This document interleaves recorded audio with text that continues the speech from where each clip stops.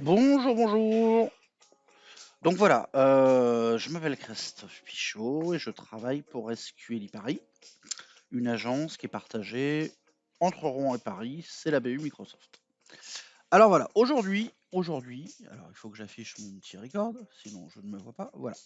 Aujourd'hui, je vais vous parler de deux bouquins très importants. Celui-là, là, vous le voyez, et sa petite sœur, qui est traduit en français. Donc en fait, tout ça, c'est ce qu'on va appeler. Alors le bouquin il s'appelle Clean Code. C'est Uncle Bob qui fait ça. C'est Robert c'est Martin. Forward by James Ocoplien. Bon alors pour tous ceux qui savent pas, Robert c'est Uncle Bob. C'est un professionnel de l'informatique depuis 1970. Et en fait, c'est un consultant informatique de. Il a fondé une boîte qui s'appelle Object Mentor. C'est des consultants qui sont experts dans l'agile.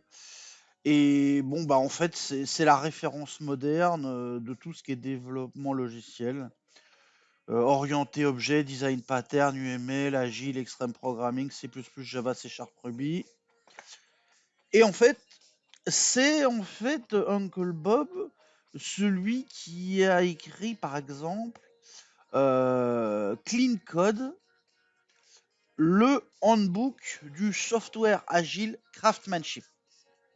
Donc voilà, quand vous avez un client qui vous dit moi ce que je veux c'est faire du software craftsmanship. Alors attendez, je vais virer la musique parce que là sinon ça va être infernal. Voilà. Donc software craftsmanship, je remets le bouquin. Votre client va vous demander voilà, moi je veux quelqu'un qui sait faire la différence entre le bon code, le mauvais code, comment écrire un bon code, comment transformer un mauvais code en bon code, comment créer une bonne procédure de naming, du nommage, du coding guidelines, des noms de fonctions, des noms d'objets, des noms de classes, comment formater le code avec un maximum de lisibilité, comment gérer un code d'erreur sans obfuscater le code pour que ça soit cryptique. Comment mettre, comme faisaient nos amis du Java tout au début, 2 lignes de code et 25 lignes de gestion d'exception. Donc comment ne pas faire ça en fait. Comment faire des unit tests, comment faire du test-driven développement. Bref, voilà le bouquin que Belle Maman peut vous offrir à Noël. Ça coûte pas cher, hein. Ça coûte pas cher, c'est 49 $ US, 51,99. Et puis pour ceux qui sont nuls en anglais, hein, on va pas se raconter la messe, c'est 38 €. 38 €. Voilà, voilà, 38 €, c'est l'édition Pearson. Et Pearson, en fait, bah, c'est Addison Wesley. Non, Prentice Hall, excusez-moi, oh le crime. Prentice Hall, Pearson. Mais Pearson, c'était un mix de Addison Wesley et. Ouais, ça a dû fusionner tout ça. Alors en français, c'est peut-être plus simple. Alors moi, j'aime pas les bouquins en français, mais bon, chacun sa religion. Nettoyez votre code et devenez plus performant. Ok, pourquoi pas. Tout niveau, configuration multiplateforme, public, développeur, chef de projet, analyste, étudiant en informatique. Voilà, on sent le français qui a mis sa patte là. Bon, il connaît rien celui-là, hein, parce que développeur, chef de projet, analyse système, tout niveau, multiplateforme. Bon, bah, faut 35 ans d'expérience pour arriver là. Et donc, tout niveau pour comprendre le C++ orienté objet et faire du coding guidelines, du naming de fonctions et tout et tout. Bon, lui, il cherche à vendre du bouquin, hein. Bon, bref. Ne crachons pas dans la soupe. Ne crachons pas dans la soupe. Alors, je vais vous la faire courte. Là, il est 8h11. Il est 8h11. Et puis, de toute façon, j'ai rien dans mon planning ce matin, si tout se passe bien. Donc, je peux vous regarder très longtemps, en fait, si je suis bien motivé là. Donc, je vérifie. Bougez pas. On est Wednesday 17. 9h30, une formation Microsoft pour avoir des vouchers gratos. Allez, ok. On va se faire le bouquin. Hein. Codé proprement, là, Robert C. Martin, Uncle Bob. Software craftsmanship pour tout le monde. Une seule vidéo. Et voilà, c'est parti. Et j'espère que vous aurez autant de plaisir à l'écouter que moi de vous le faire en live. C'est mon petit plaisir, le live. Donc, c'est parti. Alors, je vous laisse les joies du français, parce que moi, je vais faire le bouquin en anglais qui, vous verrez, est beaucoup plus épais. Et donc là, vous vous posez la question, comment ça se fait qu'un bouquin en anglais de 430 pages finisse en français à 450? Il est plus petit, il est plus gros, lui il coûte 50 balles, 50 dollars, lui il coûte 38 euros. Bref, ça c'est une énigme, ça c'est une énigme. Allez, c'est parti. On est à 5 minutes, c'est l'intro, elle est finie. Alors on va regarder tout simplement. Alors je vais pas vous lire le bouquin, rassurez-vous. Je vais aller droit à l'essentiel. Software Craftsmanship for All, y compris pour nos amis les sales, les développeurs, les chefs de projet, les managers et tous les petits viewers de YouTube qui sont intéressés par le software craftsmanship. Je me suis mis Daft Punk là sur Spotify en loose day là pour me motiver. Alors le clean code, qu'est-ce que le clean code? Qu'est-ce que le bad code? Qu'est-ce que le coût total de possession d'un problème? Donc nos amis du Gartner appellent ça la dette technique. Ça fait toujours très bien de parler de dette technique. Bon, c'est un vieux terme marketing pour vos patrons. Vous laissez ça tomber, vous laissez tomber ça et vous partez dans le code. Donc, le clean code, chapitre 1, pendant 15 pages. Introduction. Ensuite, nommage de nom. Oui, parce que le bouquin en américain, le bouquin en français, c'est codé proprement. C'est pour les cellules d'architectes. C'est pour les gens qui sont vendus 800 € la journée, qui vont vous expliquer comment il faut coder alors qu'ils n'ont jamais fait un logiciel de leur vie. Le clean code. Le clean code, c'est pour les Américains, c'est pour les développeurs chevronnés. Et le boulot de développeur aux US, vous le savez très bien, c'est 200 000 $ en Californie et c'est 45 € en Île-de-France. Donc, vous avez bien compris qu'entre quelqu'un qui gagne 200 000 et l'autre qui gagne 4 fois moins, on n'a pas forcément le même niveau d'exigence. Par contre, des fois, on a les mêmes patrons qui nous demandent de produire, de produire, de produire, et puis pour pas cher, et puis tu te formes, et puis tu te tais, parce que sinon, tu n'auras pas de salaire. Bon bref, voilà, je me calme. Je me calme et je vous dis les choses. On part directement dans le bouquin des Américains au bout de la 17e page. Voilà, il faut nommer une fonction avec un nom utile. Meaningful names. Pas de désinformation, pas de disjonction, pas de nom imprononçable, pas utiliser des noms cherchables. Parce que oui, comme vous allez être dans GitHub un jour ou l'autre, ou dans nos amis Git ou chez Azure DevOps de chez Microsoft qui vous font payer des choses gratuites. Vous allez pouvoir faire des recherches dans le code et avoir un moteur de recherche du style le moteur de recherche favori que vous adorez, couplé à un Git, ça permet de faire des recherches dans le code, ça permet de faire des audits de code, ça permet de faire énormément de choses et beaucoup plus de choses que Ctrl F Find dans votre Visual Studio. Alors, évitez les encodings, évitez les mappings mentales, ne soyez pas radin sur les noms. Donc là, voilà, pendant 30 pages, on va vous expliquer, pendant 15 pages plutôt, on va vous expliquer l'importance de nommer les choses. On est tous développeurs.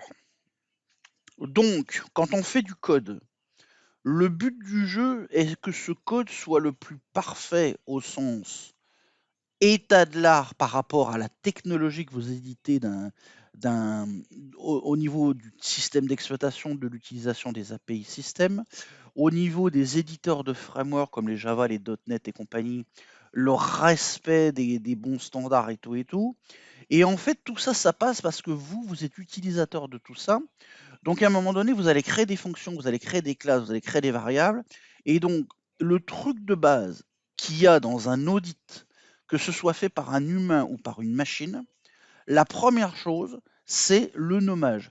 Est-ce que vos noms de fonctions sont capables d'être récupérés en franglais dans un dictionnaire? Un dictionnaire façon Word, vous appuyez sur F7, Spell Checking and Grammar. Et bien, FXCOP StyleUp de Microsoft, pour ne citer que, vous avez jamais eu quelqu'un dans votre équipe qui dit ah bah, j'ai fait un run de StyleCop FXCOP là, et puis on a 2000 erreurs, mais sinon tout va bien. 2000 erreurs, 2000 warnings. Et donc vous avez toujours des gens qui vont vous dire non mais laisse tomber, ça sert à rien, la qualité, c'est pas la qualité comme ça. Eh ben non, eh ben je suis désolé. FXCOP StyleCop, Robert Martin, Uncle Bob dans son bouquin Clean Code, qui est l'un des meilleurs bouquins d'informatique qui ait jamais été créé, l'un des plus vendus sur Terre et sur l'univers, et ben lui, il vous dit que le nommage, il appelle ça page 15, meaningful name, et c'est le nerf de la guerre. C'est le nerf de la guerre. Et puis en plus, là, là je suis chaud bouillant ce matin. Et donc en plus, comme le bouquin, il a été écrit quand? Il a été écrit en 2009. Le gars, il a fait un bouquin, ça fait 10 ans que c'est le first number ranking one dans Amazon. Donc si vous voulez, top respect. Donc si le gars, il explique que l'essentiel, c'est de nommer les trucs correctement, vous devez prendre conscience que s'il y a bien un truc à mémoriser, c'est ça. La première chose que vous faites la prochaine fois que vous faites du code dans votre IDE favori, Vim, VM Emacs, Visual Studio, ReSharper, ce que vous voulez, quoi, hein, les trucs de JetBrains qui bouffent 150 Go de mémoire, notre ami Eclipse et tout, ou le Notepad pour les plus malins. Vous nommez votre fonction à la mode OCaml style, Pascal style, suivant si vous êtes en Java ou en .NET, C++ et compagnie. Et il faut que quand quelqu'un va lancer le FXCop StyleCop, il n'y ait pas plus de 100 erreurs par projet. Il ne faut pas qu'il y ait plus de 10 erreurs par fichier C# ou .java et compagnie, si vous utilisez SonarCube dans d'autres technologies. Si on considère que les fichiers sont réduits à un fichier par classe, si vous avez une arborescence à la Java un peu foireuse avec des dizaines de folders, ou bien une arborescence un peu plus souple en technologie .NET, Microsoft C#, avec quelques folders et beaucoup de files, beaucoup de fichiers, pas plus de 10 warnings par fichier. Donc de temps en temps, celui qui s'occupera du code review, celui qui s'occupera du DevOps, je te build automatiquement loin pour toutes les semaines pour faire des livraisons et tout, en plus du CI/CD, il faut passer FixCop, il faut passer StyleCop, il faut dire à votre chef de projet qu'il installe SonarCube, qu'il installe la version gratuite. Bref, donc ça, c'est l'essence du clean code. Alors, clean code, il y aura du bon code, il y aura du mauvais code. Combien ça coûte de faire une usine à gaz? Productivity versus time. Donc vous, si vous êtes dans le camp des langages de café, donc Java des années 1990 et quelques, C# des années 2000 et maintenant, vous avez toujours cru que ces langages-là vous permettaient d'être productif. Alors, je ne jette pas la pierre, hein. Pour ceux qui ne me connaissent pas, moi, je suis un fanatique du C# Microsoft, hein. J'ai fait un petit bouquin, et puis j'ai le même en C++ et tout. Donc C#, j'adore.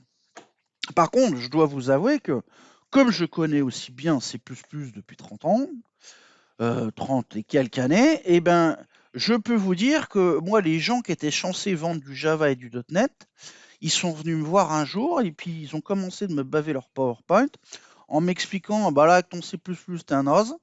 Nous, on fait des langages productifs, donc tu dégages.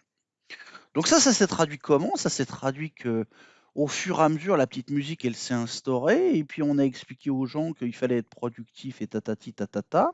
Ça a dégénéré partout, hein. Ça a mis de l'ambiance partout. Ça a mis de l'ambiance chez les chefs de projet, chez les développeurs, chez les architectes, chez les DSI. Il faut être productif, il faut être productif. Donc à une époque, on avait le RAD, on avait les cycles en V. Maintenant, on a l'agilité et tout et tout. Et on est même tous DevOps, CI/CD, on est tous à fond. Sauf que dans la réalité, productivity versus time, quand il faut livrer des gros logiciels à cycle tendu avec des sprints de 4 semaines, avec le CI/CD et tout, les outils sont tellement complexes et gros que je suis de moins en moins certain qu'on est très productif avec toute cette chaîne-là. C'est-à-dire que si je vous demande de me refaire le système informatique de la FNAC, pour ne citer que, pour pas parler d'Amazon ou de ses discounts, si je vous demande de faire donc ne prenons pas une entreprise, parce que sinon on va avoir des problèmes. Moi, si, prenons Fnac, tiens, allez, prenons Fnac, moi je les aime bien. Je vous demande de réécrire le système informatique de la Fnac. Donc tu cliques, shopping cart, machin, base de données, truc muche, paiement avec ta banque d'à côté là. Donc un site web Hello World d'achat. Il faut me tenir à la charge. Donc, vous avez du langage C# ou Java, vous prenez ce que vous voulez. Comme c'est des langages productifs, ben, vous avez 3 mois pour me réécrire le système informatique de la FNAC. Donc là, vous allez me dire, on pique, t'es gentil, il est 8h22, là, il va falloir que t'arrêtes. Eh bien, écoutez, si vos langages ils sont si productifs que ça, 3 mois pour faire un petit site web qui achète des produits et tout, et puis je te le mets sur Azure avec dynamique, élastique, volubilité, scalability automatique suivant ta carte bleue, ça devrait marcher puisque vous êtes soi-disant très productif avec les langages modernes. Et puis qu'Azure, c'est la fête, on peut mettre n'importe quoi, n'importe comment, et n'importe qui peut faire des applis auto-scalables. Bon, allez, ok, j'arrête. Bon, je vous arrête tout de suite, ça c'est complètement faux. Vos langages sont pas plus productifs maintenant qu'avant. Et la scalabilité Azure, du style je te mets ta DLL, je clique API Management AKS, je mets le scroll ball pour 2000 balles, 2000 euros par mois, 2000 dollars par mois. Vous ne mettrez pas des millions d'utilisateurs comme le font la Fnac, Cdiscount. Et je parle même pas d'Amazon, Microsoft et les GAFA. Ça marche pas comme ça. C'est beaucoup plus compliqué que ça, mais je préfère vous le dire dès maintenant, comme ça, vous en serez, ça va vous faire poser des questions. Donc notre ami Uncle Bob, donc lui il adresse ça page 4, hein. Donc page 4 pour les développeurs américains, ça les met direct d'équerre. Productivity versus time, ça démarre tout en haut, on est très productif, et puis au bout de 2 carrés de temps sur 10, on n'est plus productif du tout, quoi, hein. Donc la productivity, on passe de 100 à 60 et on passe à 20 et on passe à 10, hein. Et puis après, pendant l'équivalent de ce que je vous ai raconté, donc pendant 5 times, on a un 5, 4, 3, 2, 1. Donc la productivité, c'est comme le volume de Nutella au bout d'une semaine dans le frigo, bah il n'y en a plus, hein. Il n'y en a plus de Nutella, il n'y en a plus de productivity. Donc qui va vous faire les règles de la loi par Uncle Bob et qui va vous donner tous les principes du software craftsmanship? Et ben en fait, ce sont des dieux de la vieille. Dans mon monde à moi, C++, c'était Bjarne Stroustrup, Herb Sotter, et puis, tous les living legends du C++. Et moi, quand j'ai fait mes études, j'ai appris les carrés et les ronds de l'orienté objet, de l'UML, le RUP et compagnie, et puis Meurize. Et ben tout ça, c'est Grady Bush, le gourou des petits carrés, des petits ronds, des petits nuages de l'orienté objet. Et Grady Bush, il y a 20 ans, il a fait un bouquin qui calait l'armoire de ma grand-mère, un bouquin de 1000 pages qui s'appelait The Object Oriented Programming, ou je ne sais plus comment ça s'appelait. Enfin, c'était le roi de l'OOP. Et donc Grady Bush, c'est lui qui disait en 1994, il faut 6 mois pour apprendre l'orienté objet. Donc vous m'avez bien entendu, il faut 6 mois pour apprendre l'orienté objet. Donc là, vous allez tous me dire, ouais, t'es gentil, l'orienté objet, new class, interface, function, virtual method, c'est fini quoi. Ok. Bon, eh ben, je vais vous donner un indice. Aujourd'hui, vous faites des interfaces en C#, vous faites 2 méthodes virtuelles, vous faites de l'injection de dépendance. Pour vous, c'est easy l'orienté objet. Mais l'orienté objet, c'est pas ça. La réalité du truc, c'est que mettez-vous dans les années 94. Les bécanes, elles font 8 mégas de mémoire, 16 mégas, 32 mégas de mémoire. Il faut être capable de faire des centaines de classes avec des langages assez exotiques et assez brutaux, de brut. Du C++, du Delphi, c'était le meilleur qu'il y avait à l'époque. On a même un peu de Visual Basic, ça commence d'arriver. Donc vous avez des gens qui font des centaines de classes pour faire des applis métiers. Vous avez des gens qui font des composants. Vous avez des gens qui font des composants en C++, des composants comme par exemple qui les exposent en Visual Basic. Il y en a qui font du client, du serveur et tout. Et ben l'orienté objet, quand on est en 1994, on se rend compte qu'il faut 6 mois rien que pour maîtriser la notion de classe, héritage simple, héritage multiple. Vous allez me dire, héritage multiple, c'est quoi? Bah, une classe hérite de plusieurs classes. Ah bah ouais, mais nous en C#, une classe, elle peut hériter que de plusieurs interfaces. Ben ouais, mais ce que tu sais pas, c'est qu'une interface, ça veut rien dire. Une interface, c'est un concept. Donc tu vas dire, oui, mais en C#, moi, une interface, je mets interface Toto. Oui, mais d'accord, mais en C++, puisque tout est objet, tout est C++, ça se finit par une struct qui a des pointeurs de fonction. Et une struct peut hériter d'autant de structs qu'elle veut, parce que c'est une classe. Une classe, elle hérite d'autant de classes qu'elle veut, elle hérite d'autant de classes abstraites qu'elle veut. Une classe abstraite, c'est une interface, une classe qui n'a pas de méthode, qui n'a pas de corps. Et donc, en C++, j'hérite d'autant de trucs que je veux, de manière private, protected, et et comment il s'appelle l'autre? Et public. Et donc j'ai une matrice avec private public protected, private public protected. Donc j'ai un 3x3 Rubik's Cube. Et donc il me dit quand tu hérites de ça par rapport à ça, ça fait ça, ça fait ça, ça fait ça, ça fait ça. Donc vous, avec les langages à base de café productif, si je retombe sur vos pattes et mes pattes, vous n'avez que des classes qui supportent l'héritage simple, par contre l'héritage multiple d'interface. Et bien si vous poussez le vice très très loin, et que dans un entretien d'embauche pour une énorme banque, par exemple les Rouges et Noirs qui font du coding games et qui prennent les top moments of the Developers Day, quand on va vous dire, voilà, vous avez 10 minutes pour me parler de l'héritage simple, de l'héritage multiple des interfaces, de l'orienté objet, des méthodes virtuelles, de l'abstract, et puis de tout ce que vous connaissez autour de l'injection de dépendance, du mocking des interfaces, voilà, vous avez 1 heure, vous me faites 25 pages, et puis après, vous êtes prêt à la Société Générale. Donc, posez-vous la question.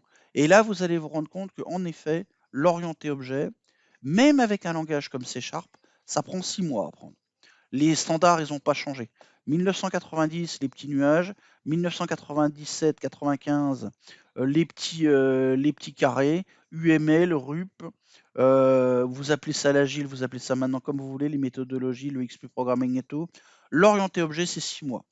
Et puis pendant que j'y suis, 6 mois, c'est aussi le temps qu'il faut pour apprendre un langage. Donc apprendre le langage C#, c'est aussi 6 mois. Apprendre un système d'exploitation comme Windows, c'est aussi 6 mois. Apprendre le C++, les composants comme, c'est 6 mois plus 6 mois. Donc là, il faut que tout ça, vous en soyez conscient. Donc il faut être bien conscient que le software craftsmanship, c'est à la fois le respect des standards, le respect de l'intégrité, du professionnalisme et surtout une connaissance parfaite des fondamentaux.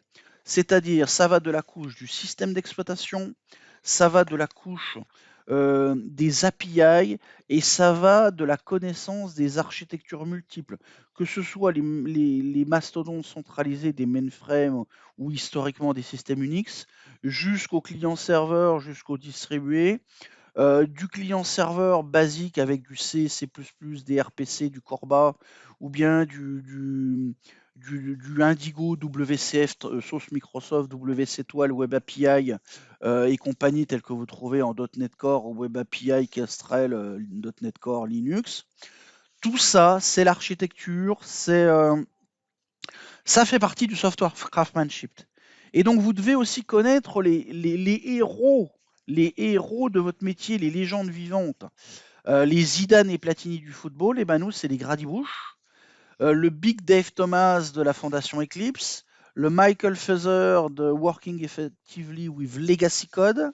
Le Ron Jeffries de Extreme Programming et Extreme Programming Aventure in C#. Et le Ward Cunningham, l'inventeur du wiki, celui qui était la force grise derrière les design patterns. Et puis bah, vous avez tout un tas de personnes qui ne peuvent pas apparaître dans ce bouquin parce que là c'est Prentice Hall et les autres c'est Addison Wesley. Mais vous avez toute la série des gens qui viennent du monde C++ et dont par exemple Andor Selsberg vient. Donc tous les historiques du Delphi, tous les historiques du Turbo Pascal, du C#. Donc Ando Ellsberg, c'est avant tout le Visual J++ chez Microsoft et après il a fait C# et tout. Donc voilà. Donc ça veut dire quoi aussi le software craftsmanship? Ça veut dire qu'on lit des bouquins. Ça veut dire qu'on lit des bouquins, qu'on se forme régulièrement, qu'on se tient au courant, qu'on fait de la veille technologique et pas seulement quelques news de quelques sites web techniques. Non, non, la veille technologique, c'est pas ça. C'est on prend un bouquin et puis pendant 2 heures, on le feuillette. Donc là, voilà, j'avance tranquillement. Je suis sur le naming je suis page 28. Donc les exemples de Uncle Bob, c'est du Java. Ouais, vous allez me dire, ouais, Java sucks. Ouais, bah oui, bah forcément, Java sucks, il n'y a pas plus long que cette daube-là.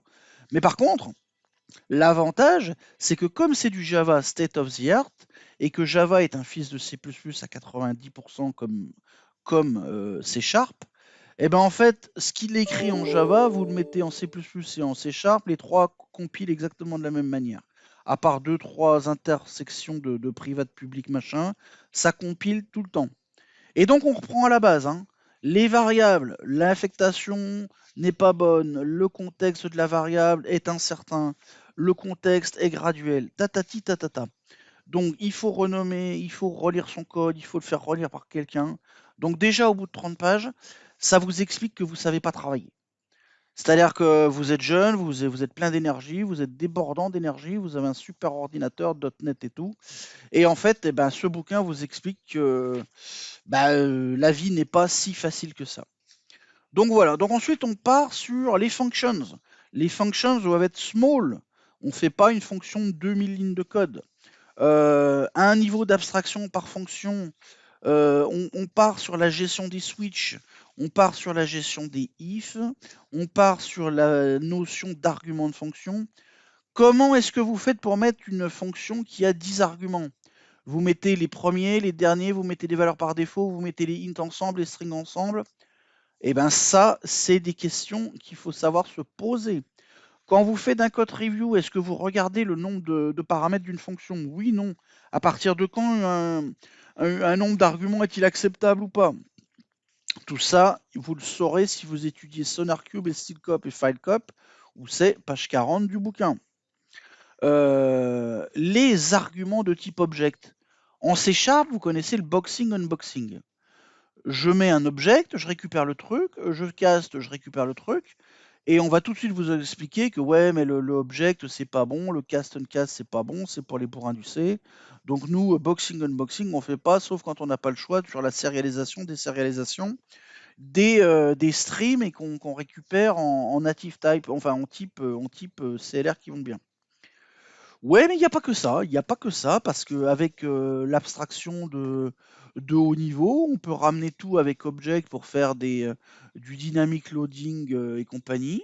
Donc si à un moment donné j'ai Object, de Object je passe à Object n'importe quoi, et puis je rebondis sur mes pattes en faisant un cast de bourrin, en disant je sais que c'est tel type qui est derrière, donc je caste. Et le C# vous permet de faire du cast brutal. Bon, il y a un minimum de checking de type parce que, mais il y a aussi, on a le droit de caster comme des brutes ce qu'on veut, comme en C++. Parce que sinon, on ne pourrait pas faire d'orienté objet si on ne pouvait pas caster n'importe quand, en n'importe quoi. En C++, ça plante.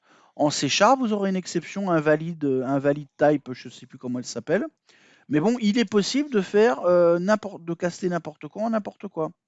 Et il est même possible de ne pas mettre d'exception et puis de quand même retomber sur ses pattes. Donc voilà. Exemple de code, function, préférer les exceptions au returning error code. Alors ça, c'est un débat de querelle de comment ça s'appelle des querelles de, comment c'est pas de chapier, des querelles de chapelle, voilà, c'est ça. Est-ce qu'il faut faire des exceptions ou des return codes? Est-ce que dans la fonction log this message, entre parenthèses string message, donc c'est une fonction qui log des trucs. Est-ce que à l'intérieur, si ça marche pas dans la fonction, je dois faire un try catch avec différents niveaux de catch et tatati tatata et faire un throw? Est-ce que je dois faire un log internal error return? Ou est-ce que je dois faire un throw new exception? Ou est-ce que je dois faire un code qui prend boule log moi long 1 return true, return false? Ou bien je fais rien, je fais un void function, ça marche pas, il n'y a pas d'exception, il y a quoi? Eh bien, vous savez ce genre de fonction-là, j'ai déjà vu des examinateurs un petit peu tordus du casque qui disaient, ben voilà, moi j'ai une fonction, elle a 5 lignes de code, vous avez 2 heures pour m'expliquer toutes les stratégies d'erreur, et si je dois faire des fonctions ou des return code, je veux toutes les solutions. Bah donc là, c'est pas dur, hein. Si vous donne 2 heures, vous pouvez tartiner 20 pages, parce qu'il y a 20 manières différentes de faire le code. Et donc Uncle Bob, il dit lui tout simplement, il dit écoutez, moi je vais vous expliquer de, de, de 20 ans d'expérience en plein de langages et tout. J'ai vu que si on gérait des codes d'erreur, ça marchait pas parce que les gens ne checkent pas les codes d'erreur. Et entre celui qui fait le bout de code et celui qui l'utilise, eh ben, le mieux, c'est de mettre des exceptions. Et il y a les exceptions pour le composant, et puis il y a les exceptions pour l'utilisation des composants. Et puis il y a la propagation des exceptions.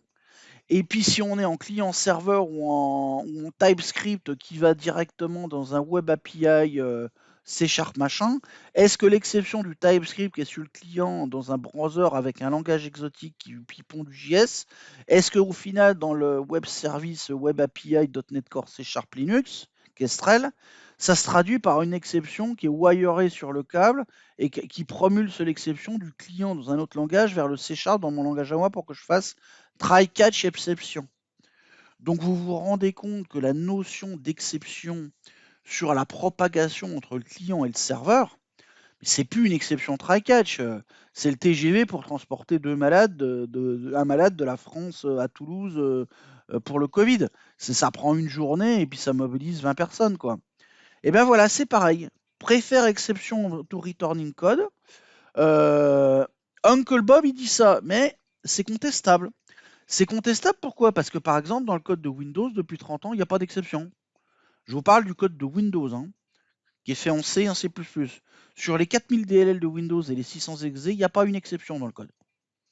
Il n'y a pas une exception, ça a changé à peu près il y a 8-10 ans avec l'introduction du C++ moderne. Il y en a certains qui ont mis des 3 exceptions, mais rarement et encore dans les couches très très hautes sur des applications peu critiques. Pardon. Sur des modules peu critiques. Donc en fait, voilà, moi je connais des gens qui font du Windows depuis 30 ans. Ils ne font que des return codes. Depuis qu'ils sont passés à C#, ils font des exceptions. Puisque C# c'est le Java de Microsoft et que bref. Et donc pour faciliter tout ça, en C# on fait tous des exceptions. Mais vous savez tous que quand vous faites du WCF, du link over je sais pas quel middleware machin, du socket TCP/net et tout, votre exception C# elle se propage pas forcément de l'autre côté. Donc si vous avez le truc du style WCF avec Wizard Microsoft, ouais, ça se propage du client au serveur, mais bon, à quel coût? Et puis vous faites transiter vos objets. Et puis bon, c'est tellement lourd que vous servez très peu de clients par rapport à. Vous êtes très productif, mais votre appli, elle scale pas et puis elle est lente comme tout, quoi. Donc voilà, donc ça c'est très important. Donc dans le Prefer Exception to Returning Code, bah en fait il parle un peu de tout.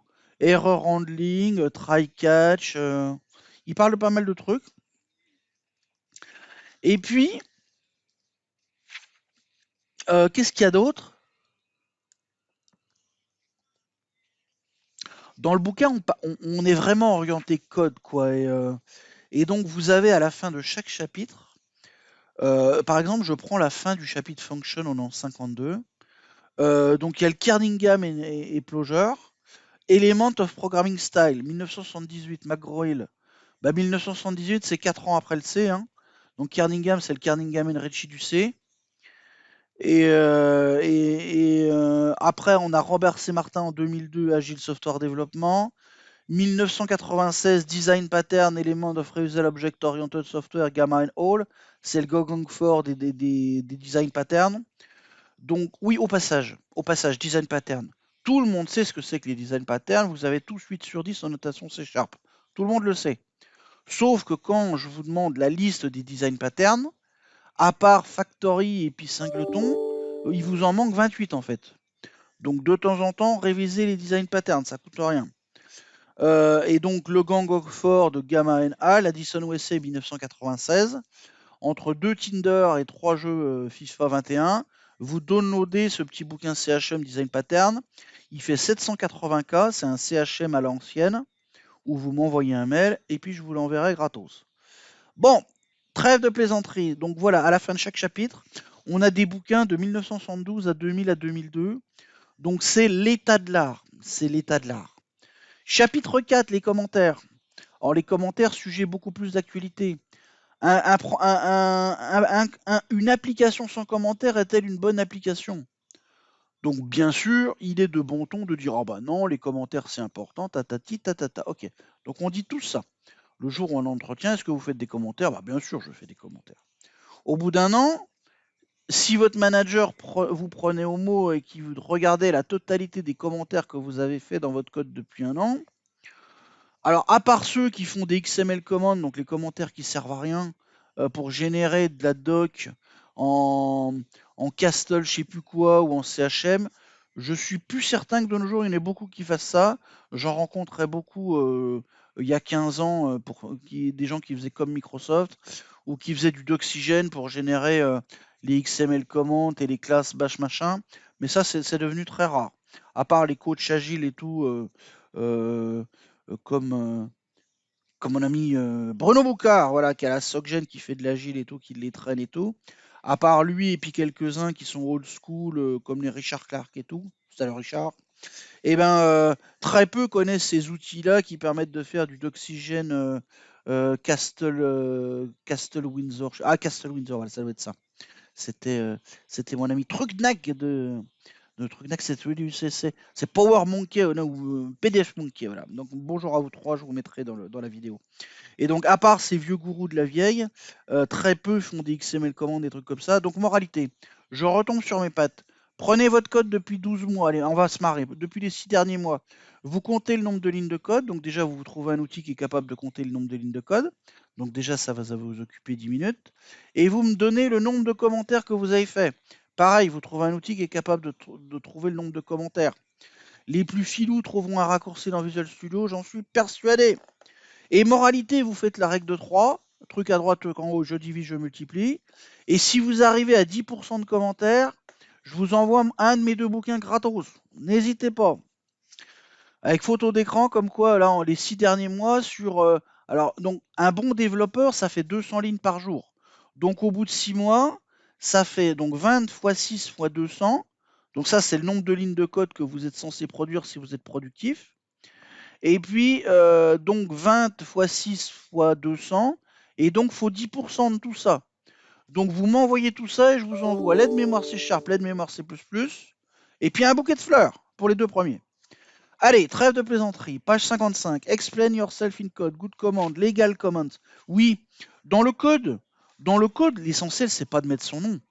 C'est de mettre le nom de l'entreprise, le copyright, l'année, la licence, MIT, MSPSL, BSD, GPLv3, Richard Stallman Forever, Linux Forever, ce que vous voulez. C'est important. Ça s'appelle les legal commands, les licenses trucs muches, les commentaires informatifs. Alors, est-ce que je mets des commentaires au-dessus de chaque fonction dans le code intéressant? Il n'y a pas de règle. Il n'y a pas de règle. Il faut un petit peu de commentaires. Il fait un petit peu de bon sens logique. Donc, il vous explique tout ça, l'Uncle Bob.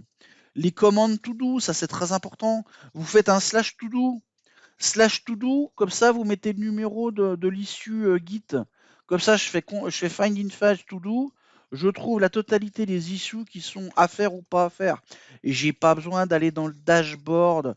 Ah ouais, mais CI/CD, le dashboard, Git c'est magnifique, Azure DevOps c'est l'amour, et puis GitHub c'est le meilleur logiciel sur Terre. Ouais, ok, d'accord, ça c'est très bien quand on est connecté, que tout marche bien dans le meilleur des mondes. Dans la réalité, si vous mettez tout dans le code, on fera comme il y a 40 ans. Find and files à l'ancienne. CTRL-K, CTRL-SHIFT, pomme, clic. Je cherche to do et je sais tout ce qui reste à faire. Le to do, le nom de la personne, le numéro de l'issue, tiret le titre du commentaire. Et là, à côté, GitHub, Azure machin, ça sert à plus rien. Voilà, je me calme. Les Javadoc, donc c'est d'Oxygène. Les bad commands. Le bad command, c'est du style try catch, et dans le catch, parenthèse, je gère l'exception. Voilà, le try catch il sert à rien, les commentaires il sert à rien, il n'y a aucune action et tout. On l'a tous fait, on le fera tous, on ne rigole pas. Les commentaires redondants du style pour faire plaisir à votre team leader, il vous a dit il faut mettre des commentaires dans les classes, il faut faire des XML commands. Donc vous, bêtement, vous allez installer ReSharper et à chaque fois que vous allez taper 2 lignes, le ReSharper il va générer le XML command pour vous. Ça sert à rien, c'est stupide. Vous installez ReSharper sur votre bécane, ça bouffe des gigas de mémoire. Il vous faut un Core i7, ça pond des commentaires qui sont inutiles. Dès que vous modifiez une fonction, il faut modifier le commentaire. Arrêtez tout ça, arrêtez ReSharper, arrêtez l'XML comment. Faites de l'utile, faites du pragmatique. Ne tombez pas dans la folie des outils. Ne faites pas comme les programmeurs Java avec Eclipse d'il y a 20 ans. Ah bah si j'ai pas le dernier Eclipse, si j'ai pas 150 000 jars, je peux pas développer, tu te rends compte?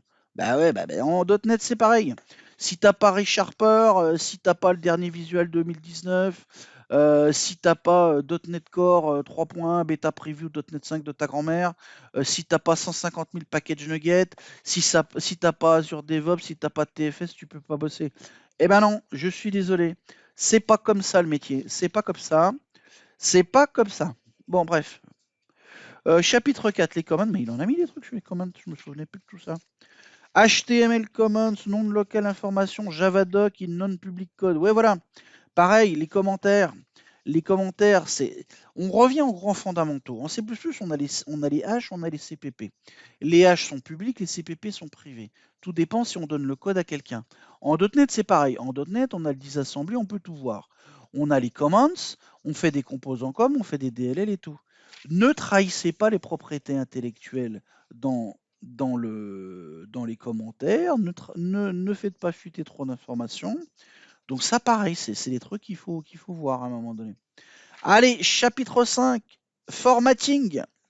Formatting. Alors le formatage, vous allez me dire, moi c'est pas un souci, c'est tab 4 espaces et c'est fini, c'est le visual qui cherche, qui gère tout ça pour moi. Alors oui, non, mais il n'y a pas que ça. Le formatage, c'est où est-ce que je déclare des variables. Est-ce que je les mets au début de la classe? Est-ce que je les mets à la fin de la classe? Est-ce que j'ai le droit d'utiliser des noms qui sont en global, en local, en variable, en statique, en pas statique? Est-ce que euh, Enfin, c'est toutes ces questions-là.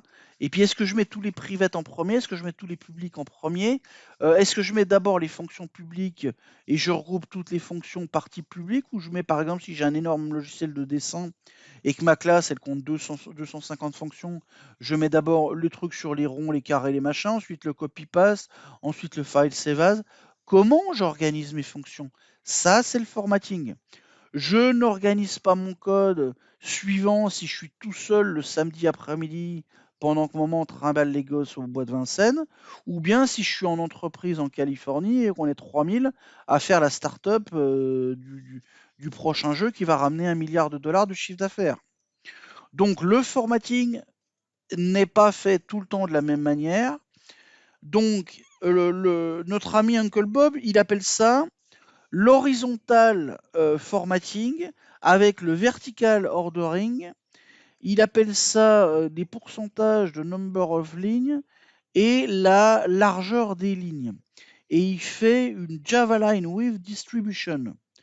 Bon, ben bref, il a mis toutes les variables dans l'ordinateur et il a dit c'est pas dur. À partir du moment où votre écran 1009 x 1002, je suis obligé d'utiliser le scrolling en haut à droite à partir du moment où votre perspective Java Visual Studio, il y a 40 000 fenêtres en haut à droite, en bas à gauche, et qu'il faut 4 moniteurs 4K pour voir votre code, c'est qu'il y a un truc qui ne va pas. Donc il faut que sur n'importe quel ordinateur, un petit portable 1002 x 800 ou un 4 écrans 4K de nos amis les traders qui font du 20 000 sur 20 000, il faut que je puisse voir le code, que je puisse dire les fonctions rapidement. Et donc il faut que tout ça, il y a la notion de mise à l'image. C'est comme un PDF, vous ouvrez un PDF, il est en 100-200%, vous scrollez à droite, vous scrollez à gauche, je veux voir une page, je veux voir page déroulante, page pas déroulante. Dans Word, je veux 2 pages d'à côté, 3 pages d'à côté, je manipule le pourcentage. Et bien c'est pareil, votre IDE, il permet de jouer avec tout ça, mais la base, c'est vous qui la faites, la base, c'est le code. C'est la manière avec laquelle vous agencez votre code au niveau de l'indentation, des sauts à la ligne, tout ça. Et c'est très très important. L'Uncle Bob, il appelle ça les team rules, les règles d'équipe.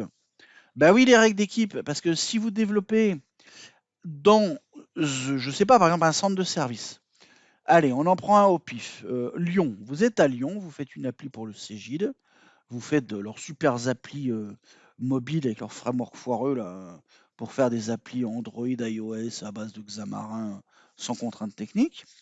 Et puis vous vous rendez compte qu'il faut faire du Java, il faut faire du C#, il faut faire de l'Objective-C, enfin, ils ont un truc qui crache pas mal de choses. Et puis ils ont un mix de tout ça, puis il faut mettre des commentaires.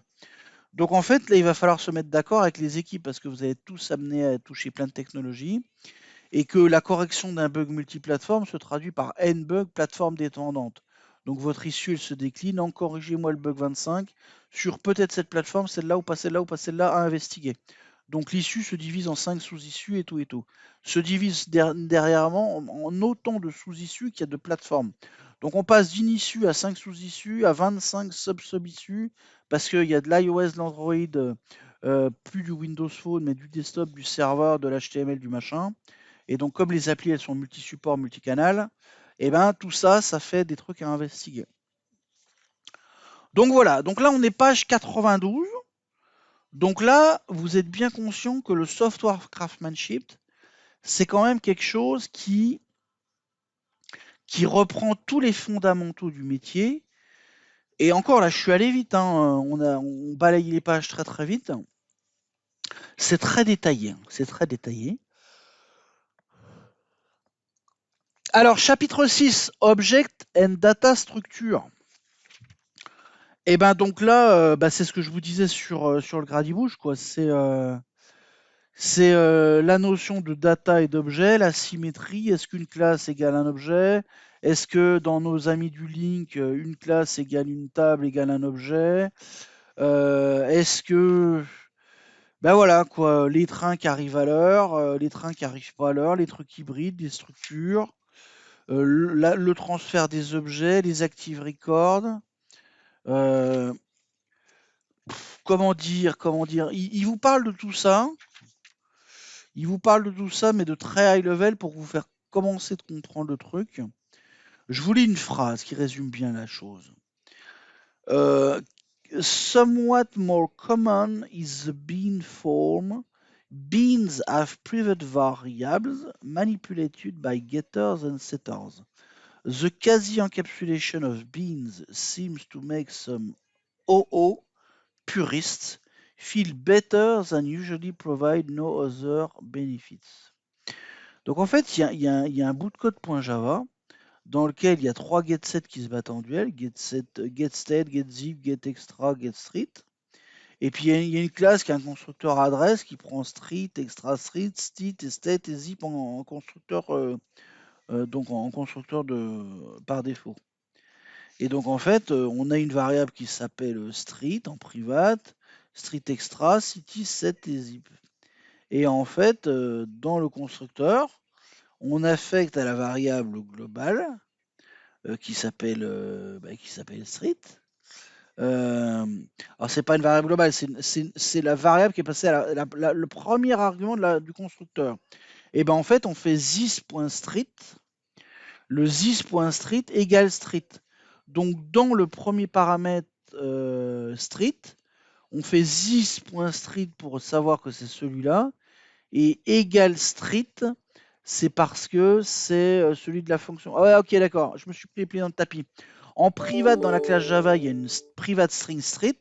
Et dans le constructeur, le constructeur adresse prend un premier paramètre qui s'appelle string street. Et c'est aussi une street, c'est un grand string aussi, c'est une petite street. Et donc en Java, ils aiment bien faire ça. Ils font this, donc le truc de ma classe, égale street, le paramètre. Bon, alors ça, c'est tout pourri, hein. Je vous le dis tout de suite, c'est tout pourri de chez tout pourri. Parce que this.street égale street, il y en a 9 sur 10 qui vont pas comprendre que c'est le street c'est pas le même. Donc les variables, on fait la différence de nommage entre celles qui sont dans les classes et celles qui sont dans les fonctions. Donc déjà, ça évite le debugging au fin fond de la nuit, quand on a tout corrigé et puis qu'on cherche pourquoi à un moment donné ça part en nouille sur le dernier truc, parce qu'il y a eu le délire de l'artiste. Il y en a un qui s'est dit, ouais, mais tu sais, j'ai le droit de les appeler pareil, parce que j'ai le droit. Ouais, tu as le droit, sauf que tu te mets pas à la place de tout le monde et tout le monde ne pourra pas forcément savoir que le street c'est le street, mais il y en a un c'est le this, l'autre c'est pas le this, et c'est pas les mêmes. Et voilà, voilà. Donc ça, très important, page 100 du chapitre 6 Object and Data Structure. Page 100, il est très bien. Donc 49, bougez pas, on fait une pause et j'arrive. Ouais, ok, I'm back. Nous voici revenus. Nous voici revenus. Donc, je viens de m'apercevoir que je ne présentais pas le bouquin en fait. Donc c'est pas grave. C'est pas grave. On va y arriver. Bougez pas. Je vais vous montrer un truc à l'ancienne. Je vais même vous montrer un truc à l'ancienne qui va vous permettre de éviter les torrents et tout et tout. Alors au hasard, dans votre moteur de recherche préféré, vous tapez GitHub, DevOps, Book, Clean Code. Vous êtes prêts? Enter. Et donc là, nous tombons sur... au hasard. Allez, on va prendre celui de mon ami japonais là. Japonais ou chinois. Donc je m'incline. Alors on va prendre quoi? Eh ben on va prendre... moi je veux Clean Code, hein. Je veux Clean Code. Et ben Clean Code 2008 8 PDF. 2 years ago. SD Quick. SD Quick, je t'aime. Merci, ça va m'éviter de le chercher dans mes fichiers. Bouton droit, New Window. Bouton droit, New Window. Et là, je clique Download. Oh là là, Robert Martin et tout, c'est la classe. Ah, GitHub. Microsoft, depuis que tu as racheté GitHub, la vie, elle est belle. La vie, elle est belle. J'ai même plus besoin d'aller sur les torrents pour me ripper les bouquins. Moi, et download. Allez, clic, clic.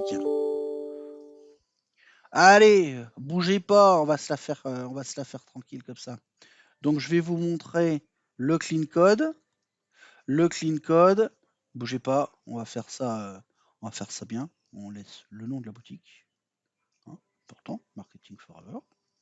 Voilà, voilà. Donc je peux même réduire. Comme ça, je mets la totalité de mes icônes Microsoft. C'est encore plus joli, quoi.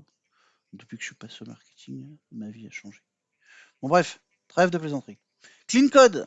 Donc Clean Code, vous allez voir, je vous ai pas menti. Software Craftsmanship. Robert Martin, Software Craftsmanship. Ça, c'est very important. Donc vous vérifiez, pour pas passer pour des blaireaux, c'est un S. Hein. C'est Craftsmanship. Moi, une fois, j'avais écrit Crat, plus loin Manship, après Craftsmanship. Bon, c'est pas grave, l'essentiel, c'est de savoir ce qu'il y a dedans. Hein. Donc, le bouquin, vous voyez, Pearson 2009. Donc Pearson 2009, bah ouais, bah oui, oui forcément, c'est pas récent. Et donc le content, donc c'est ce que je vous disais, donc clean code de 1 à 15, meaningful name de 17 à 30, functions de 31 à je sais plus combien, et comments. Alors comments, là il est beau. Le chapitre comments, là je suis sûr que vous avez tous des anecdotes, forcément, c'est du live. Formatting, c'est ce qu'on a vu, c'est vachement important. Et puis après, on a Object and Data Structure, c'est le 6. Et donc après, voilà, on arrive dans les chapitres qui fâchent. Comment toi, Bob ou Bobette, tu fais la gestion des erreurs? Comment tu fais Boundaries? Ben, je sais même pas ce que ça veut dire Boundaries. Bon, ok, merci. Unit test, comment tu fais le unit test? Ouais, bah alors on est censé en faire, mais ouais, et t'en fais? Bah, depuis qu'on a l'agile DevOps, là, que je me tue à faire du YAML et des pipelines que j'y comprends que dalle, on est censé builder automatiquement, puis je suis censé faire des unit tests, et puis il faut que le dashboard il soit tout ouvert, sinon si on pète le build, c'est pas bon. Ouais, et donc? Bah, on n'en fait pas parce que c'est trop compliqué. Ok. Bah, tu représentes 70% des entreprises, hein, il n'y a pas de honte. Tout le monde est agile, tout le monde est DevOps, tout le monde est CI/CD, tout le monde est GitHub, tout le monde est Azure DevOps dans notre monde Microsoft, forcément. Et tout le monde fait du TDD, du mock, du Rhino mock, du mocking, du Microsoft Unit Testing basique à la totale, du je t'achète le Visual Studio 2008 Enterprise.